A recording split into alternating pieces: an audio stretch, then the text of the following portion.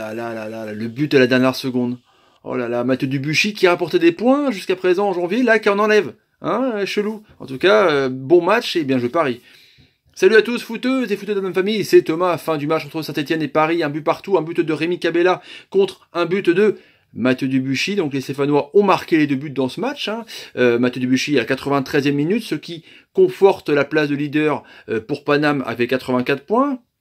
Et bah ouais, et du coup, bah il devait gagner et Monaco devait perdre face à Nantes pour être champion. Du coup, ce sera pour une prochaine fois Saint-Etienne qui aurait pu faire vraiment la bonne opération avec ses 3 points à un genou près, une cuisse près de Debuchy. Et bah du coup, il reste 9e avec 43 points, alors qu'ils avaient 45 points.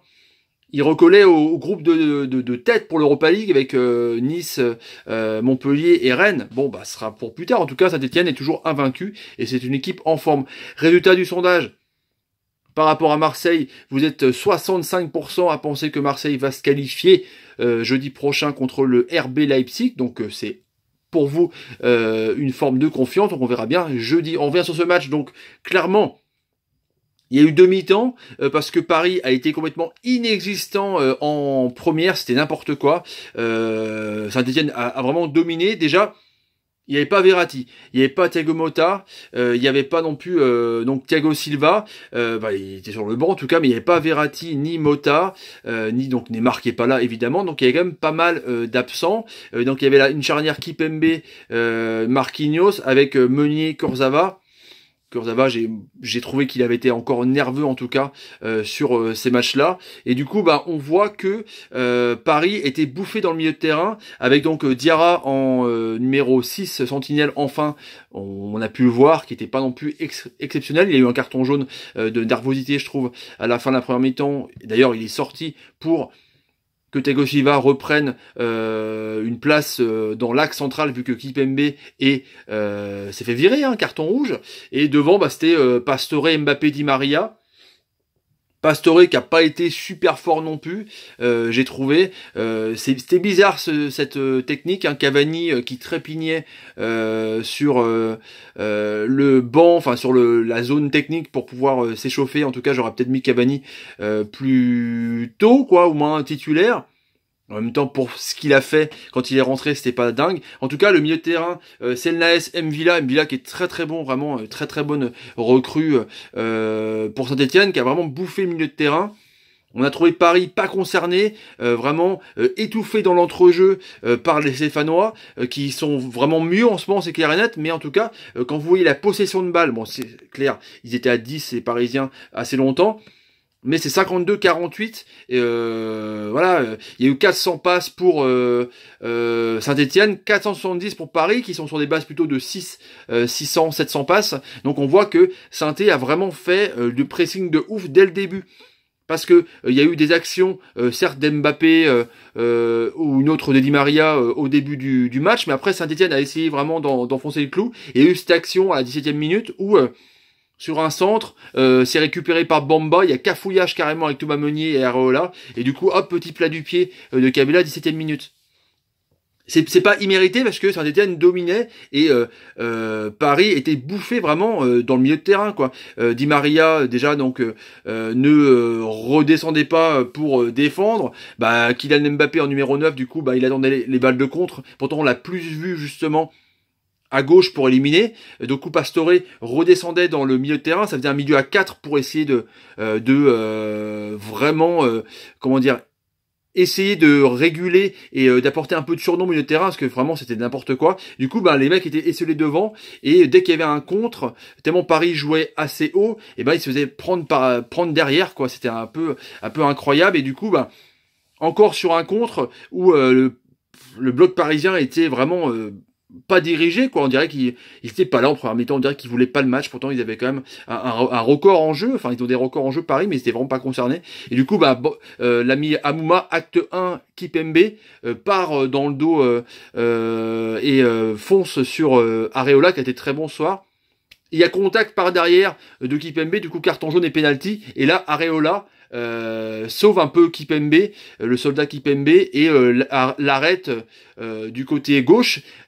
Mbappé derrière, on le voit faire un petit signe de volleyeur pour dire il va tirer à gauche, Cabella, et du coup bah là il l'arrête 1-0.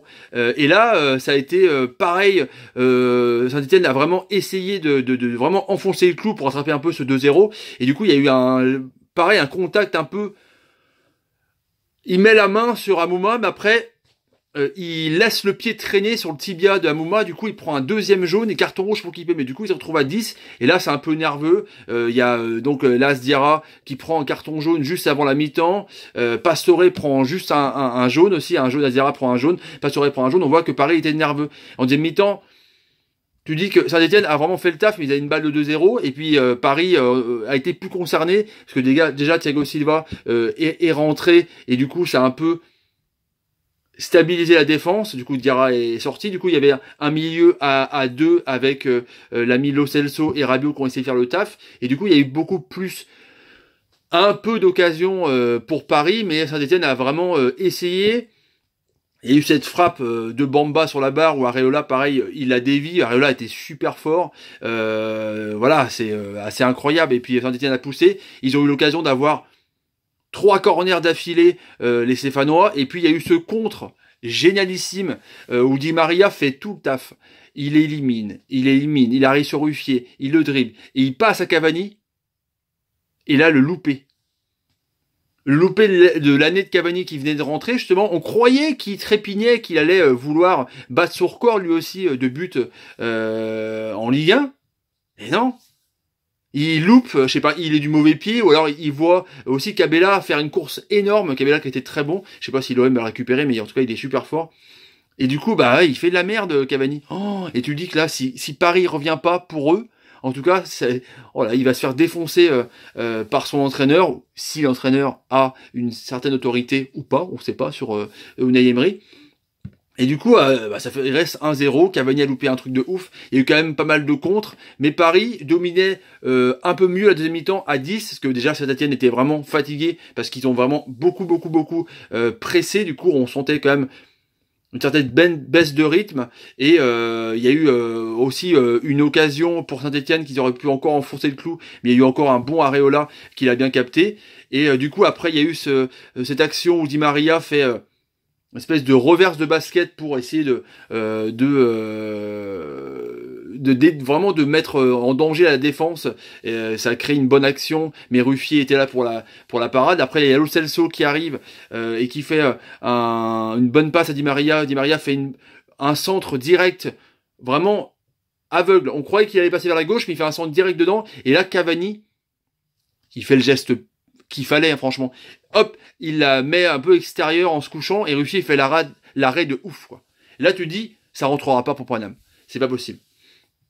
Du coup, bah voilà, Ntep est rentré un peu avant, on les voit gérer. Il y a sur quelques contres, on voit que les Cabella, les Tanan, le revenant qui était prêté, qui a cassé son contrat, je crois, pour mauvaise conduite à Las Palmas. Et du coup, il est rentré, donc ils essaient de conserver le ballon, vous voyez, un peu comme faisait à l'époque Thierry Henry quand il était à Monaco. Hein. Vous voyez, il gardait le ballon vers le camp parisien, du coup il n'y a pas de problème, tu dis c'est cool. Et puis Paris sur les récupérations a essayé vraiment de pousser, et là t'as Ousmane Tanan qui a fait la bêtise franchement, alors que là Saint-Etienne était vraiment bien.